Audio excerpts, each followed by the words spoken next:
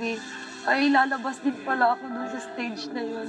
Sa backstage, as in, makifeel mo talaga yung lakas ng tugtog. As in, yung bass niya, parang gumaganon sa dibdib mo. Tapos parang, showtime na to, andito na ako sa showtime. Sila po yung opening number ng showtime. So, sobrang proud ako kay Ate Meme at kay Edward. As in, sobrang saya ko kasi yun nga, andun na sila sa showtime. Tapos yung kinanta pa po nila na kanta is hindi na yung rock, yung sweet. Kasi kinikilig daw siya dun. Pero sobrang nanginginig ako. Lahat ng mga bones ko ay talagang nag-ano sila ba, nagsayaw-sayaw sila. I don't remember parts of it because I was just so struck.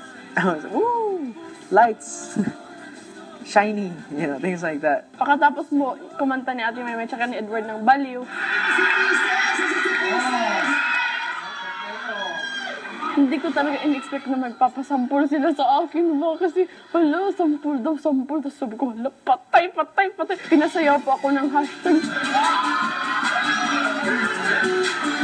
Sabi ko, hala, sa lahat ba naman ng kanta, hashtag pa, kung saan hindi ko talaga alam yung kung paano yung ganun-ganun. Tapos yun, kunyari na lang, marunong. Pero at the end talaga, as in, sobrang enjoy talaga. Kasi yun po, sobrang sweet ni Vice. Ganda. Kasi may mahal ko sa'yo sa kanya yung kala ko ako na. Oh my gosh, ang pangit ng mukha ko pag umiiyak ako. First time ko siyang ma-meet sa personal.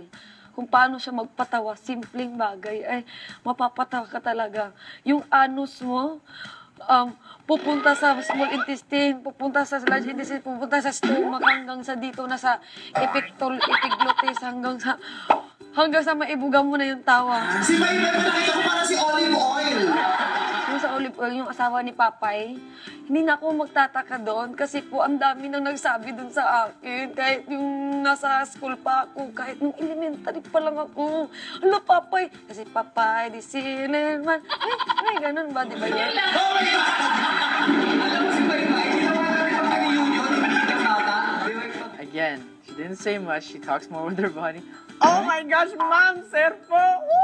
And things like that. She really expresses herself like that. Again, with facial expression. Yeah, things like that. Siguro kasi nasanay ako na ako nga yung